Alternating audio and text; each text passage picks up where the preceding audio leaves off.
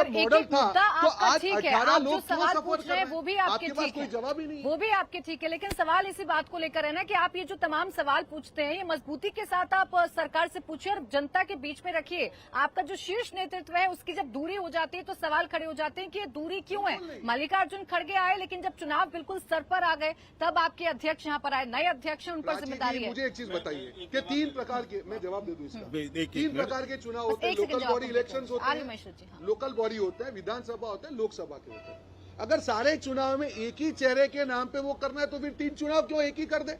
यहाँ पे मुद्दा हमारे जो स्थानिक लीडर है, हमारे पीसीसी प्रेसिडेंट हो या सीनियर लीडर है, सब जगह जो हमारी सभा हो रही है, मैं आपको वीडियो दिखाने को तैयार हूँ प्राची जी, जो हमको समर्थन, जन समर्थन मिल रहा है, आप सोच नहीं सकती। और भाजपा के कौन से वीडियो आ रहे हैं, मोदी जी बोल रहे हैं और कुर्सियां खाली है। लीडरशिप होती है और उस लीडरशिप की जब कमी होती है तो आपसे सवाल पूछा जाता है। मैं इशरत जी से एक छोटा सा रिएक्शन पे के शर्मा जी फौरन आपके पास। मैं बोलना, मुझे निकलना भी है, इसलिए मैं आपसे कहता हूँ, मैं उनका 2 डेवलपमेंट का जवाब दे देता हूँ। पहली बात तो ये कि इसलिए इनके नेता जो यहाँ असफल हैं, क्योंकि मैं जो पहली बात बोला कि कांग्रेस के नेताओं की विश्वसनीयता अब बची ही नहीं है, इसलिए ये कुछ भी करे, कोई जनता इनको सुनने को तैयार नहीं है। जहां तक उपलब्धियों की बात कर रहे हैं, लगातार कर रहे हैं, मैं 2-4 चीजें आपको जल्दी उसमें बता भी देता हूँ। यहाँ 17 विश्वविद्यालय होते थे, आज 103 विश्वविद्यालय बने हैं, 1752 नए कॉलेज खोले गए हैं, यहाँ पर 12 मेडिकल कॉलेज खोले गए हैं। मैं ऐसी यदि फहरिस्त गिनाऊं तो एक लंबी फहरिस्त होगी। और जिस विकास और डेवलपमेंट और जिस रिवर फ्रंट पर आप खड़े होकर कार्यक्रम कर रही हैं, ये किसने बनाया? इसका तो विरोध कर रहे थे कांग्रेस।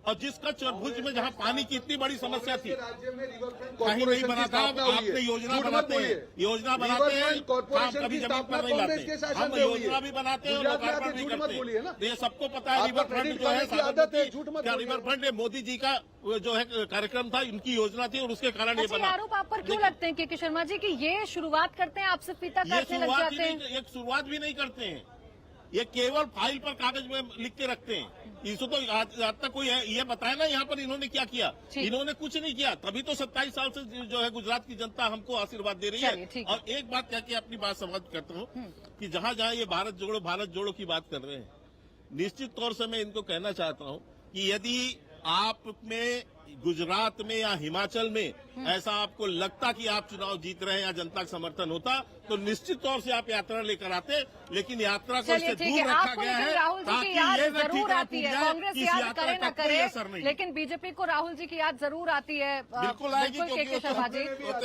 आपको बहुत आती है, बार बार नाम बीजेपी की तरफ से लिया जाता है। मैं इशरत जी से बात करूंगी, शुक्रिया आपका के शर्मा जी। मैं इशरत जी के पास जाऊंगी। इशरत जी, कांग्रेस बीजेपी एक दूसरे के आमने सामने है, कांग्रेस नाकामी गिना रही है, बीजेपी लगातार ये कह रही है कि हमने काम किया है, इसमें आप कहाँ हैं? और मेरा बार बार सवाल यही होता है कि 13 सीटों से आप कैसे कांग्रेस को नुकसान पहुंचाइएगा और कैसे बीजेपी को पहुंचाइएगा? हम सत्ता में नहीं आ सकते, हम 13 सीट पर लड़ रहे हैं और हमारा मकसद ये है कि हमारे अगर 2 या 4 लोग भी असेंबली के अंदर जाएं तो हमारा रिप्रेजेंटेशन कर सकते हैं और सेकुलर पार्टीज जो हमारा वोट लेती हैं और खामोश रहती है हमारे मुद्दे पर, तो हमको किसी का मुंह न देखना पड़े। अब ये साहब चले गए पीछे तो मैं नहीं कह सकता, लेकिन जैसे उन्होंने कहा कि इतने सारे कॉलेज बने, वो सब प्राइवेट कॉलेज है, शिक्षा का निजीकरण कर दिया गया है। अगर सेट में पहले 40,000 रुपए फीस होती थी, एक गरीब का बच्चा आर्किटेक्ट बन सकता था, आज 4 लाख फीस हो गई है। इसी तरह से जो हॉस्पिटल्स बने हैं वो सब प्राइवेट हॉस्पिटल्स हैं, वो उसका जो फीस है वो एक 5 स्टार होटल जैसी है। तो ये प्रॉब्लम है। दूसरा ये है कि कांग्रेस भी कहीं ना कहीं उसकी रणनीति कमजोर रही है।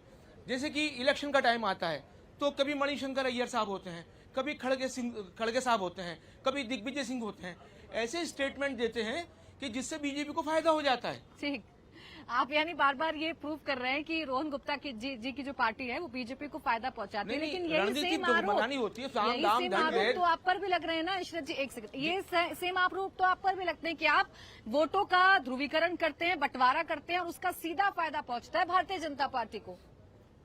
आपसे सवाल। हाँ, मुझसे सवाल है। हाँ, हमारा ये कहना है कि हम जब वोट देते थे सो कॉल्ड सेकुलर पार्टीज को, चाहे वो मुलायम सिंह की पार्टी हो, चाहे वो बीएसपी हो, चाहे वो लालू की पार्टी हो, चाहे नीतीश की हो, चाहे कांग्रेस की हो, ठीक, तो हमारे इश्यूज पर वो खामोश रहती हैं असेंबली और पार्लियामेंट के अंदर। हमारा मसला ये है कि अगर हमारी अपने खुद की पार्टी हो, तो हम ऐसी बात और करते हैं हम लोग ईश्वर जी, मुत्तहिद देश हो को जाएं। आजाद हुए इतना वक्त हो गया, अभी भी आप हमारा और आपका करेंगे तो ऐसे काम सबकी नहीं है ना, चलेगा ना। यादवों की पार्टी है, आप कैसे कह सकते दलितों की हैं? पार्टी है, ले आए जाटों ना की बीच पार्टी में, है, आप यादव ले आए सबकी जातियों पार्टी को से और आप ले आए धर्म को बीच में, इसी बात को धर्म लेकर को आपत्ति है। जो आज इनके प्रवक्ता ने कहा, उनके दिल की बात जुबा पे आ गई। हाँ। आज यही तो लोग हिंदू मुसलमान कर रहे हैं। वो चले गए और इनके बिहार पे सवाल किसने बी टीम की तरह पे पूछा इन्होंने, कब तक आप हिंदू मुसलमान करेंगे? ये अरे हमें गुजरात है भाई अरे साहब, हमने या तो- गुजरातियों की हमने- बात कीजिए। हमने उनको ये कभी हमारा वोट हमारा नहीं क्या दिया। होता है? क्या गुजरात मेरे आपका भाई, नहीं है? क्या एक हिंदू मिनट, नहीं है? प्राची और जी, यही आप दोनों की हमने सोच है। बीच में- यही लोग, यही डिवाइड एंड रूल वाले जो मामले हैं, अंग्रेज चले गए, आप दोनों लोग को छोड़ गए। गुजरात की जनता माफ नहीं करेगी। गुजरात के मुद्दों पर बात कीजिए, जनता की बात कीजिए, हिंदू मुसलमान बंद कीजिए। यही एजेंडा भाजपा को सुहाता है। कब बिल्कुल। तक आप करते रहेंगे? आप बात कीजिए। और आप में अगर नियत में खोट नहीं होती तो 13 सीट पे आप लोग नहीं खड़े होते, आप ज्यादा सीट में खड़े होकर बताते। 13 सीट पे आप लोग लड़ रहे हैं, जहां पे आप बीजेपी को कहीं ना कहीं फायदा करवा रहे हैं और कांग्रेस पे सवाल उठा रहे हैं। यही आपकी असलियत है। आपने कहा हमारा हमारा क्या होता है? मतलब आप सिर्फ मुस्लिमों की पार्टी है तो बता दीजिए देश के सामने।